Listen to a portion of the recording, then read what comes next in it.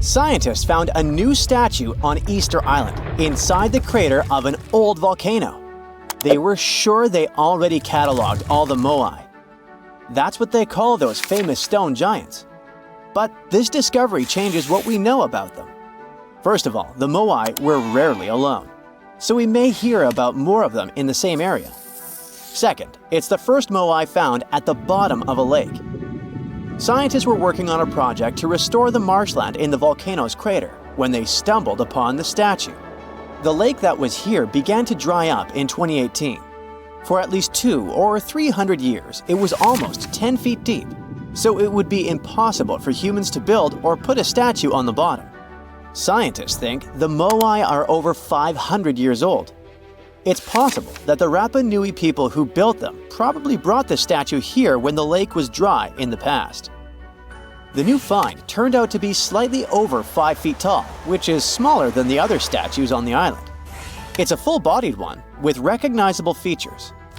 Researchers also plan to do radiocarbon dating to find out the exact age of the statue. They don't plan to remove it from where it was found because the oldest members of the Rapa Nui community want it to stay where it is. Moai statues kept scientists puzzled for centuries. They knew that they were built as a dedication to the island's chiefs, but no one could figure out why they chose these various locations for the statues. Most of them were found along the coast of the island. Researchers from Binghamton University in New York decided to study the locations more closely and learned that it had to do with water. Easter Island has porous volcanic soil that absorbs rain easily, so there aren't enough streams or rivers and too little fresh water. Hundreds of years ago, the island's people relied on groundwater discharge to get drinking water. The water stored deep underground in rock or soil layers, called aquifers, reach a point where it flows up to the surface. When this underground water emerges near the coast, it mixes with the salty seawater, but the salt level remains low enough that the water is safe to drink. The islanders used to collect this water directly from the spots where it flowed out. And it looks like that's why they built the Moai along the coast, right near their most important water source. The main bodies of most of the statues were made of volcanic tuff from a local quarry in what used to be a volcano. This material is easy to carve, but not so easy to transport. That's probably why researchers found over 300 unfinished Moai back in the quarry. The rest of them stand in various locations, facing the villages. It looks like the statues were carved lying on their backs. Then, their sculptors detached them from the rock, moved them downslope, and set them in a vertical position to finish the work. When it was done, it was time to move the statue to its platform. And we're talking about moving statues that weighed around half as much as a single-story, unfurnished house without a car or any modern equipment for 3 miles. The locals must have invented some original transportation method. Scientists tried to recreate it and pulled Moai replicas on wooden sleds. They thought someone would have used palm trees for that purpose, but this theory has been debunked. The most successful experiment so far was wielding ropes to rock the statue down the road in a standing position. This sounds legit, because the local Rapa Nui legends mention that the Moai walked from the quarry. And of course, they needed a good road to get there. In the early 20th century, researchers Catherine Rutledge found an 800-year-old road network on the island. It was a bunch of pathways around 15 feet wide going from the quarry. She thought that those roads were ceremonial and not built just for the statues. She wasn't a famous scientist back then, so others mostly ignored the theory. Several decades later, famous Norwegian adventurer and archaeologist Thor Heyerdahl published his theory. He mentioned that the roads were there exclusively to transport the Moai, and some of the statues were dropped along the way for some reason.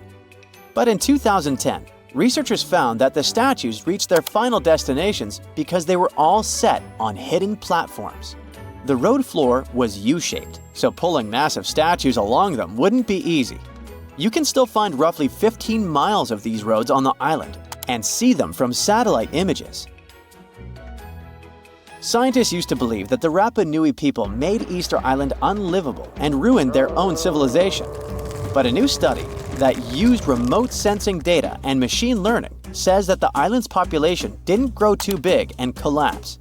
Instead, the islanders figured out how to live in this challenging place and kept their population small and steady for hundreds of years. Researchers found amazing rock gardens as proof for this new theory. Easter Island, or Rapa Nui, is one of the most remote places on Earth where people live. It's surrounded by the Pacific Ocean. Central Chile is 2,200 miles to the east of it, and French Polynesia is 2,600 miles to the west. The island, which is 63 square miles in size, is made entirely of volcanic rock. But the volcano stopped erupting a long time ago, so Rapa Nui's soil has lost most of the useful nutrients that lava once brought here. It's also drier than tropical islands, and its deep waters made fishing much harder for the settlers, as there's no shallow lagoons or reefs to fish in. So, the islanders came up with a smart farming method called rock gardening to survive here. They spread rocks of different sizes over the soil and planted crops like sweet potatoes and taro between the rocks. The rocks protected the plants from harsh winds and salty air and helped regulate the soil's temperature. They also slowly released minerals into the soil, so it became healthier for growing food. Some islanders still use these gardens, although they don't produce a lot of food. People in places like New Zealand, the Canary Islands, and the US Southwest have used similar techniques to grow crops in uneasy environments. While scientists are solving Easter Island mysteries, the island itself is teaching them something new about how the Earth's mantle works. For years, they thought it moved like a slow conveyor belt, carrying tectonic plates along with it. But a new study by geologists from Cuba, Colombia, and the Netherlands is challenging this idea. They used a special method called zircon dating to figure out the island's age. Zircons are tiny crystals that form when magma cools, and they have traces of uranium inside that turns into lead over time. So, the scientists measured this change to tell the age of zircons. And they were shocked when they saw that some zircons were way older than expected, around 165 million years old. The island itself is only 2.5 million years old. The scientists found that these ancient zircons came from deep inside the mantle, under the tectonic plate, by magma from earlier volcanic activity. Easter Island's volcanoes are part of a group called hotspot volcanoes, formed by hot plumes of rock rising from deep within the Earth. Normally, these plumes stay in one spot while the Earth's crust moves above them and creates a chain of islands, like Hawaii. But the discovery of ancient zircons on a younger island shows there's more going on deep underground than we thought. Research showed that 165 million years ago, a giant volcanic plateau existed where Easter Island is now. But 110 million years ago, it sank under Antarctica because of tectonic subduction. Ancient zircon minerals stayed put and didn't travel away with the mantle conveyor belt. So, it looks like the mantle near hotspot plumes doesn't flow as much as scientists used to think. It stays still. This new idea could lead to big changes in how we understand plate tectonics and how the Earth's inside moves over time. The Easter Island giant heads are so popular that they even have their own emoji. Their true meaning has been a mystery for hundreds of years. But it looks like we at least know how they were built and transported to their permanent location. The Moai statues consist of 3 parts: a large yellow body, a red hat or top knot, and white inset eyes with a coral iris. Around 1,000 of them were created. The main bodies of most of the statues were made out of volcanic tuff from a local quarry in what used to be a volcano. The material is easy to carve, but not so easy to transport. That's probably why researchers found over 300 unfinished moai back in the quarry. The rest of them stand in various locations, facing the villages as if watching over the locals. So, it looks like the statues were carved lying on their backs. Then, their creators detached them from the rock, moved them downslope, and set them in a vertical position to finish the work. Once it was done, it was time to get the statue to its platform. Now, if you've ever moved houses, you know how physically hard it is.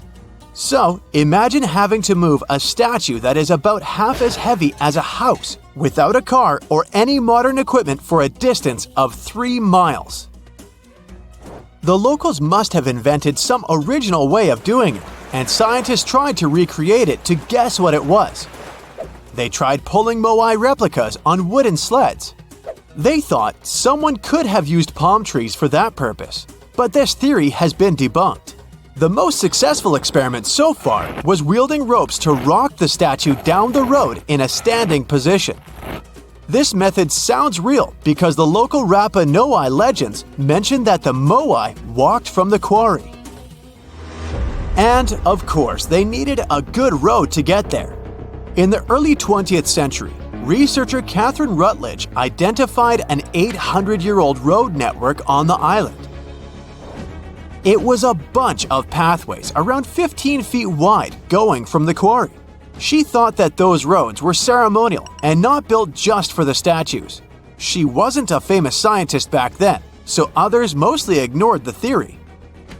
Several decades later, famous Norwegian adventurer and archaeologist Thor Heyerdahl published his theory. He mentioned that the roads were built exclusively to transport the Moai, and some of the statues were dropped along the roads for some reason. But in 2010, researchers found that the statues weren't randomly dropped. They actually reached their final destinations, as they were all set on hidden platforms. Plus, the road floor was U-shaped, so pulling massive statues along them wouldn't be easy. You can still find roughly 15.5 miles of these roads on the island and see them from satellite images. And it looks like Catherine Rutledge was right about them. The roads were probably built for pilgrims to a sacred volcano, and the Moai standing by them were sort of signposts. Halfway across the world in southern England lies another mystery made of stone. A massive sound illusion, a symbol of unity, a burial ground, or more. Scientists are still debating the purpose of Stonehenge. It took Neolithic builders around 1,500 years to construct this beauty made of roughly 100 stones standing upright in a circle. Millions of tourists come to see it every year, and heritage protectors were worried about the modern road snaking close to the landmark. That modern road is now sunk into the ground below the grass level. And even though archaeologists assumed they could find an older road under it, they didn't have any high hopes. But when they took off a layer of asphalt, they noticed 2 parallel ditches that were nearly perpendicular to the road. The ditches connected the shortened sections of the avenue. That's what the archaeologists call the ancient pathway leading up to Stonehenge. It proves that the ancient people used to visit the monument for their purposes, and probably some ceremonies. Another interesting find during a dry summer was 3 dry patch marks within the stone circle.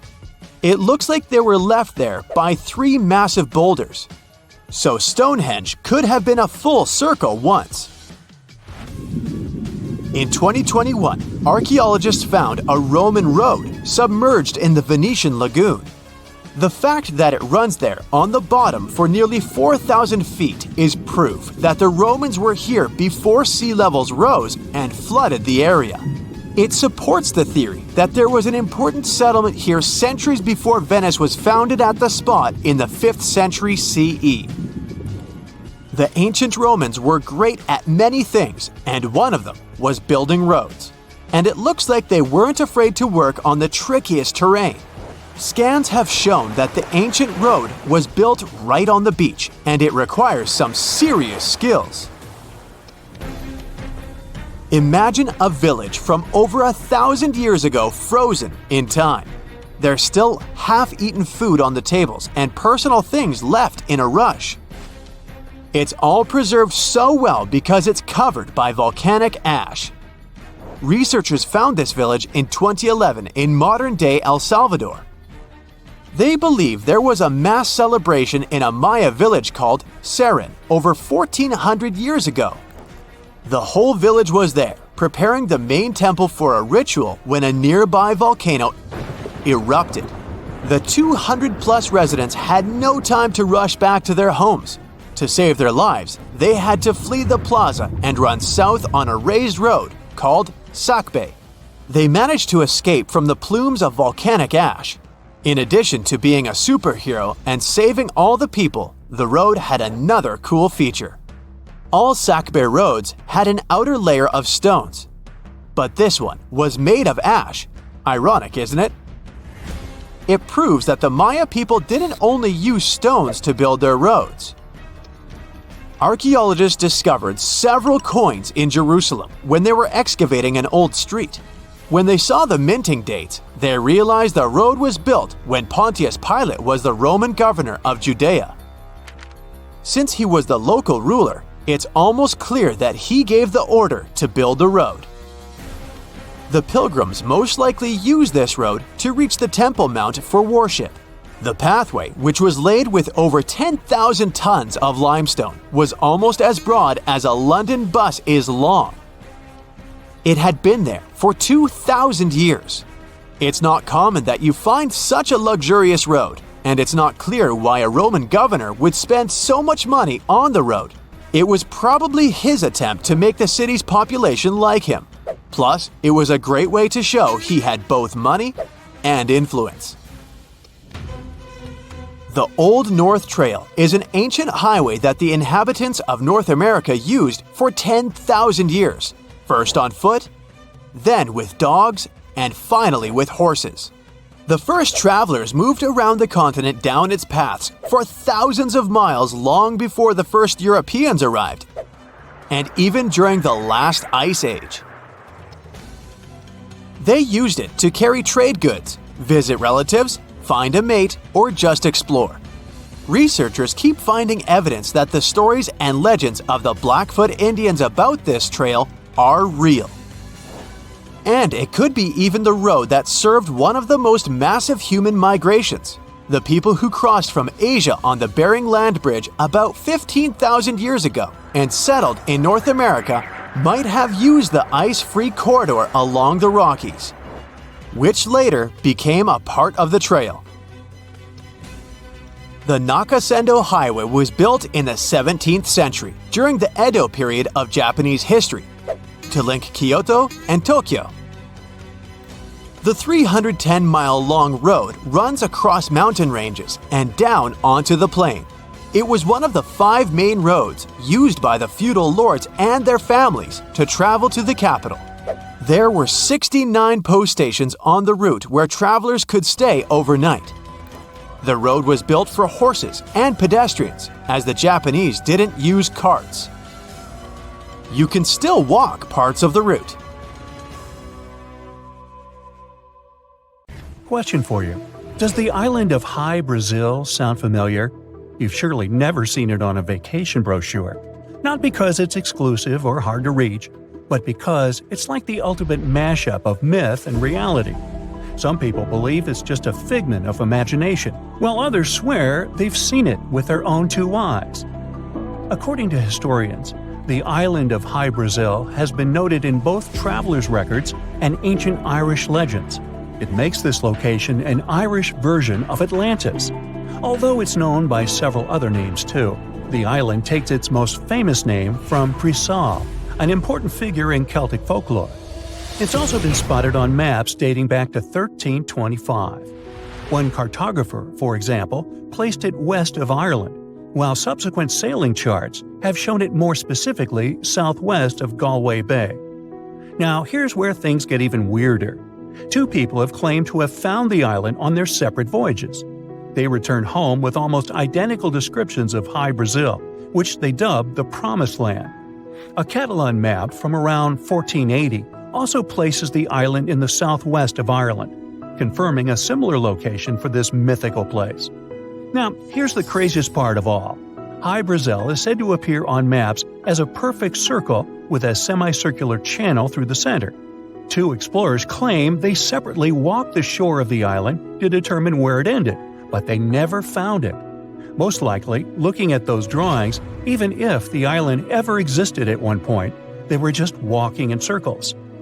One of the most famous visits to Hy-Brasil was in 1674 by a British captain named John Nesbitt of Killybegs. He and his crew were in familiar waters west of Ireland when the fog suddenly appeared in their path. When it lifted, they found themselves dangerously close to rocks. The ship anchored nearby, and 4 crew members rowed ashore to visit Hy-Brasil. They spent a whole day there, and even came back with silver and gold given to them by an old man who they claimed lived there. Legend has it that another sighting of this mythical place was several years later, when a fellow claimed to have met an old man who had been there himself. Could he be the same old man from the previous story? Now, this old man remembered spending a couple of days chilling on Hy-Brasil and even seeing on the horizon some familiar places from the west coast of Ireland while walking on its shores. Another man went on a trip in 1872 to find this mysterious island, and he swore he had seen it too. It was right there in front of him. But then, as quick as a wink, it vanished into thin air. Was this island ever real? That's up for debate. We can't deny, though, that there are so many stories and legends about this place that it's hard not to be curious. We've only recently figured out that this next island doesn't exist. Does Sandy Island ring any bells? It's been causing quite a stir since 2012, when it was discovered that the island, which was previously featured on maps, including Google Earth, was just a figment of our collective imagination. People had been searching for this phantom island for years. It was recorded at one point by a British ship way back in 1876, and even appeared on a British map in 1908. Though numerous expeditions had failed to find the island, it remained on some maps until it was finally removed. But how did we finally figure out that Sandy Island was just a myth? Well, a group of scientists from the University of Sydney decided to take matters into their own hands and visually confirm the island's existence. Maybe even take a photo or two while they were there, right?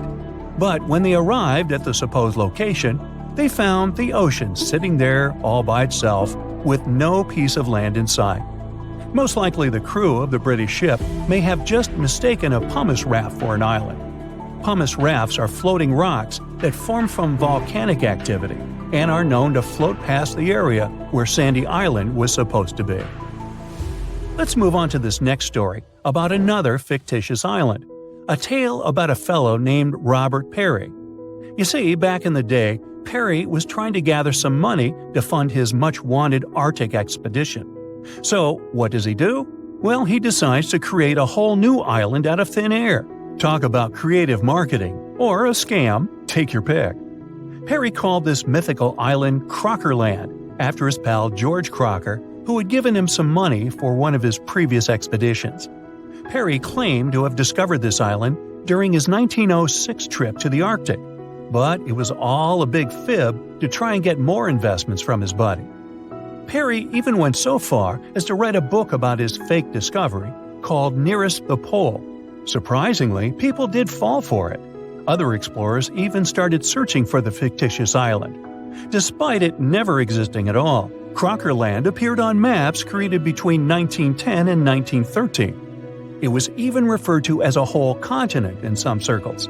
People were so intrigued, they even named it the Lost Atlantis of the North.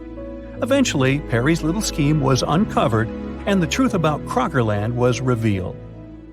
This next mysterious island also seems to enjoy playing hide-and-seek with its visitors. Back in 1821, a man claimed he stumbled upon an island close to Antarctica and decided to give it a special name, Emerald Island, after his ship. But this island seems to have a bit of a quirky personality, as it likes to disappear whenever it feels like it, leaving explorers scratching their heads and wondering if they're losing their marbles. Some people claim they've seen the island with their very own eyes, while others say it's nothing but a myth. Some say it moves around like a sneaky ninja, which is why it's so hard to find. Recollections may vary, sure, but here's where things start to get fishy though. Even those who claim to have seen Emerald Island can't seem to agree on what it looks like. Some tell stories about a towering mountain with cliffs, while others insist it's a lush green forest with rolling hills. One captain even claimed it was small and rocky, with no place to land. Despite all the confusion, there have been a couple of interesting incidents around the supposed location of the island. In 1894, a Norwegian expedition to the South Pole thought they had finally found the elusive island, only to realize it was just an iceberg. In 1949, the crew of a ship from New Zealand got excited when they spotted what they thought was Emerald Island, but it turned out to be a group of clouds hanging out on the water. This next island was supposedly found by a certain Captain Daniel Dougherty. He claimed to have stumbled upon an island far south in the Pacific Ocean during a trip from New Zealand to Canada in 1841. He named it Dougherty Island, after himself, of course. Several other sailors also claimed to have seen the island, confirming its existence. However, one Captain Scott couldn't find it when he passed by its supposed location in 1904. Did it magically disappear? The icing on the cake came on August 11, 1931, when an Australian newspaper reported that a joint British, Australian, and New Zealand expedition sailing to Antarctica passed by the supposed location of Dougherty's Island and couldn't find it. The commanding officer of the ship noted the details of the incident, stating that the vessel passed directly above where the island was said to be. The weather was clear, and there was no island within a considerable radius, so it couldn't have been hiding anywhere else. And, just like that, Dougherty Island was removed from British maps in 1937 as if it never existed. Hey, sometime, remind me to tell you the story of Brightside Island, a fanciful place located smack dab in the Internet Ocean.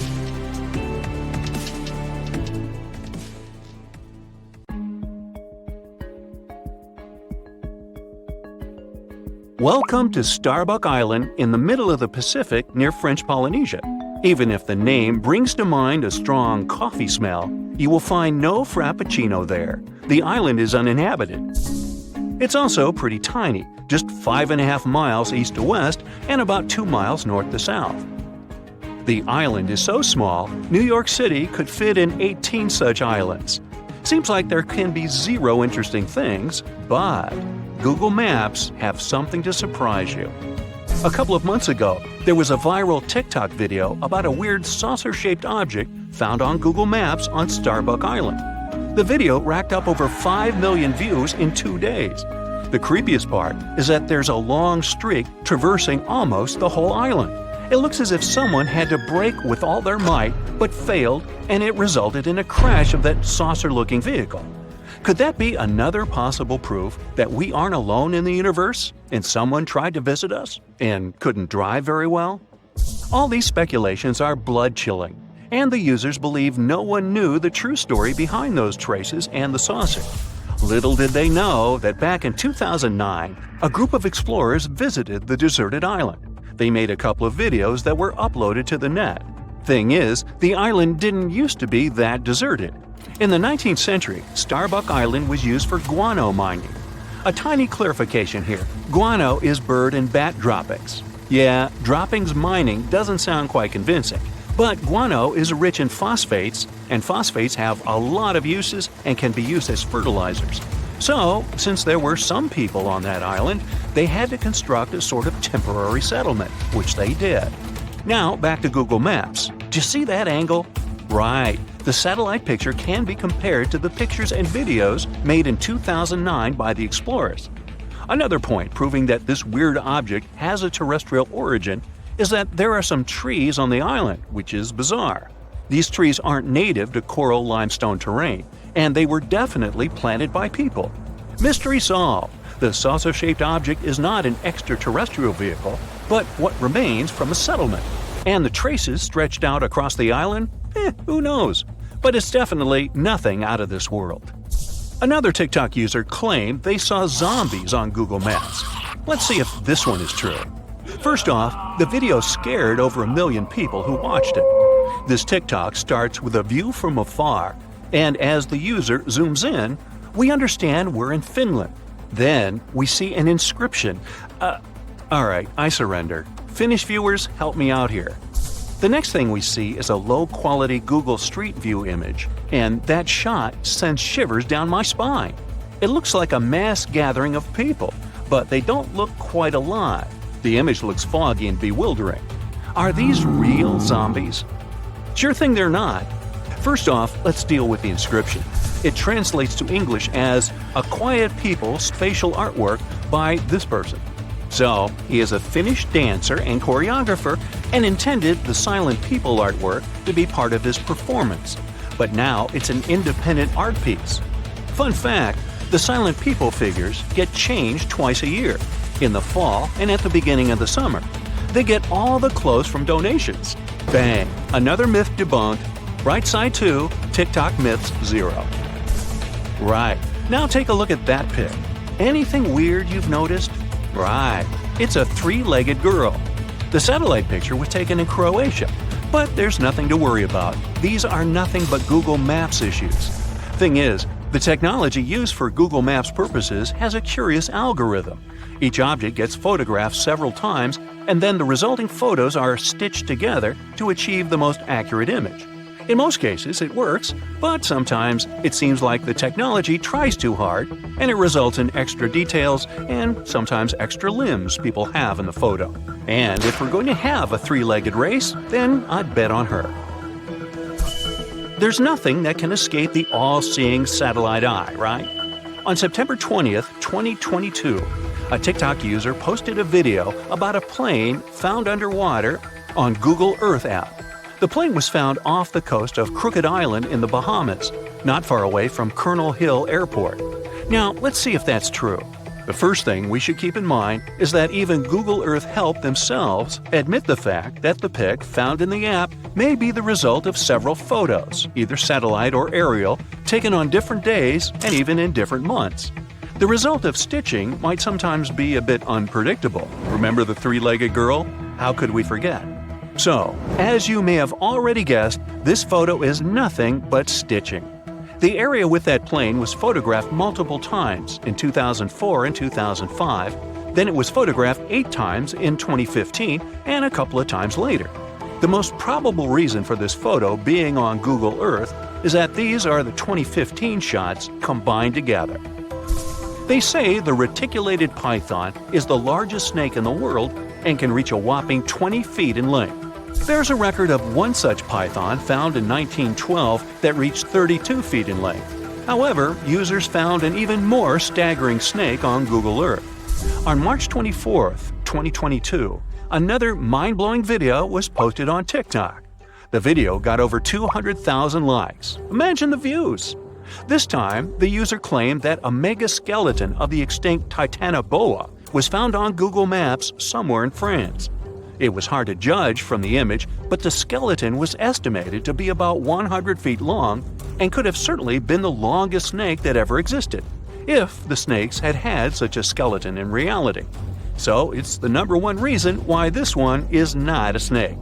You see, snakes have somewhat thinner ribs, and the skeleton in the picture looks way more massive. Another curious thing about this skeleton is that it turned out to be made of steel. See what I'm driving at? It's not a real skeleton, but a stunning 425-foot-long art installation. It's called this French name, which means ocean snake in French. The installation was created by a Chinese artist, Wang Yongping, and it's free to visit. The cool thing about this installation is that it only appears with tides, so it looks like a real archaeological excavation. Well, the artist made a monkey out of millions of users. If you ever travel to France, you can go check this extraordinary piece of art. It's located in this place, not far away from that place. Sometimes, Google Maps shows something that never existed. Meet Sandy Island. For a long time, it was believed to be located near New Caledonia in the eastern Coral Sea. It all started when Captain James Cook included it in the charts back in 1774. He never visited it, but it was later included in several more charts as a precaution against reefs. At the time, it was standard practice. Plus, the area was, and is still, swarming with pumice sea rats. These are the masses left after an underwater volcanic eruption, so such a precaution was a necessity. This way, the island stayed in the charts until 1974. A flying recognition campaign claimed there was a lack of appearance of that island, and Sandy Island was deleted from the charts. Google Maps appeared back in 2005, and the island, surprisingly, was there, even though it had been previously undiscovered. It got removed from Google Maps only in November of 2012. Now, there is nothing but black pixels, but there used to be a darkened sea area. Today, some specialists believe the whole situation with the island was just a copyright trap, which was a popular practice among cartographers back in the day. Those traps help cartographers protect their intellectual property. So, have you ever seen anything weird on Google Maps? Even in 2023, you can still find places where modern humans have never been. Imagine living on one of such isolated islands. You wouldn't know about modern civilization or have seen a person from the outside world. One such island is located in the Bay of Bengal in India. It's called North Sentinel Island, and getting there is strictly forbidden by law since the mid-20th century. Even if you try to reach there, the Indian Coast Guard won't allow it. But that's not the only hurdle you'll face. Say you have decided to reach this island in a small boat. The water is crystal clear, and you can see all sorts of fish swimming around as well as some gorgeous coral reefs. And then you see the island in the distance. It looks like a dream come true. But before you can even think about getting any closer, you notice some dots on the shore. Suddenly, something whizzes past you and lands in the water. Wait a minute, is that an arrow? Yep, and the next one hits the side of your boat. Looks like someone on the island really doesn't want visitors. Turns out the dots on the shore are people, the local Sentinelese tribe, armed with spears and bows. They start shouting something at you in a language you can't understand, but their gestures imply that you should leave immediately. If that wasn't clear enough, they throw spears and shoot arrows at you. Yeah, that's definitely a clue you're not welcome here. It's not just you they're aggressive towards, though. They're known for guarding their island fiercely and don't want anyone else to come in. Even helicopters can be attacked when they fly too close. That's why the authorities have made it illegal to visit the island. It's not just to keep tourists safe, but also to protect the islanders themselves. The Sentinelese people have lived in isolation for thousands of years, and they have no immunity to modern diseases. Even a simple cold could wipe them out. Despite the risks, some people have tried to make contact with the Sentinelese tribe. They want to befriend them and learn about their way of life. And in some cases, they have succeeded, but it's definitely not recommended. You never know how the locals will react. Interestingly, North Sentinel Island was visited by an officer named Maurice Vidal Portman in 1880. He found that the island was surrounded by coral reefs and limestone, and had fertile soil perfect for growing coconut palms. He spotted several villages on the island, but didn't approach the locals or explore the island further. Maybe he sensed that it was best to leave this paradise alone. In the past, researchers have attempted to establish friendly relationships with them by offering them fish as gifts, which the locals accepted, but still refused to allow any visitors to approach their home. Despite their complicated language, modern people were able to communicate with the islanders over several decades, and in 1991, one of the locals approached the boat that was carrying the gifts for the tribe and accepted them. In the same year, a group of locals even boarded the boat and took a bag of coconuts brought to them by a team of anthropologists. This was one of the last positive interactions with the tribe, as India's government has prohibited any interaction with the Sentinelese for their safety. There is another beautiful island located 25 miles off the coast of Brazil, which has a lighthouse that serves as evidence of modern humans' presence. However, there are no people on the island, and the Coast Guard occasionally check the lighthouse to ensure that no strangers have visited the place. People are not allowed to visit this island for their own good since it can be dangerous. So, what's wrong with Snake Island? The name will give you a hint. It's got like 4,000 snakes all over the place. Basically, one every 10 square feet. They slither on the ground and hang from the trees. And these are not just any snakes, but some of the most venomous in the world. They're called golden lanceheads, and they only live on this island. The snakes are so savage that they specialize on hunting birds that come here to rest during their long flights. The island used to be connected to Brazil, but it got separated by the sea about 10,000 years ago, and since then these snakes have ruled the roost. They're the kings of the island, and they have no predators to fear. But they don't have a lot of food options either, so they evolved to have super venomous bites to take down their prey easily. Anyway, enough about snakes. Let me tell you about another creepy island in Mexico. It is located in one of the canals in the area called Xochimilco, just 11 miles away from Mexico City. It's not forbidden to visit or anything, but it's pretty scary anyway. So have you heard of the Island of the Dolls? It's a creepy place filled with dolls hanging from trees and buildings. A guy in the 50s moved here alone from Mexico City and started hanging them up, and continued to do so for decades, making the place look like a haunted doll graveyard. But wait, it gets even creepier. The dolls have deteriorated over time, covered in moss and turned green. Some say they come to life at night. If that doesn't give you the heebie-jeebies, I don't know what will. Now let me tell you about Bouvet Island, one of the most mysterious places on Earth. It's located in the South Atlantic Ocean, 1,600 miles away from South Africa and 1,100 miles from Antarctica. It's super difficult to reach, and normally you can only do so from large ships passing by. The island is almost entirely covered by a glacier, and at its center, there is a volcanic crater. The only inhabitants of this place are penguins and seals. It's a perfect location for someone who wants to be alone, away from civilization. It was discovered in 1739 by a French explorer, but they didn't write down the location, so for almost 70 years nobody knew where it was. In the early 19th century, it was rediscovered, but it wasn't until 1927 that someone actually set foot on its shores. Fast forward to the mid-20th century, and some people decide to build a weather station there. When they arrived, they found something super weird, an empty lifeboat just chilling in a lagoon with a bunch of seals. It was in good shape, and there were oars and a buoyancy tank nearby. There weren't any markings or signs of who it belonged to, but it seemed like whoever had been on it had escaped from a wrecked ship. Strange thing though, there were no footprints or signs of people on the island, so where did the sailors go? Nobody knows. Let's finish with a completely safe and cute island in the Bahamas called Pig Beach. It's not the official name of the place, but everyone calls it this way because the island is home to lots of pigs. They spend their days swimming, sunbathing on the beach, exploring the jungle, and begging tourists for food.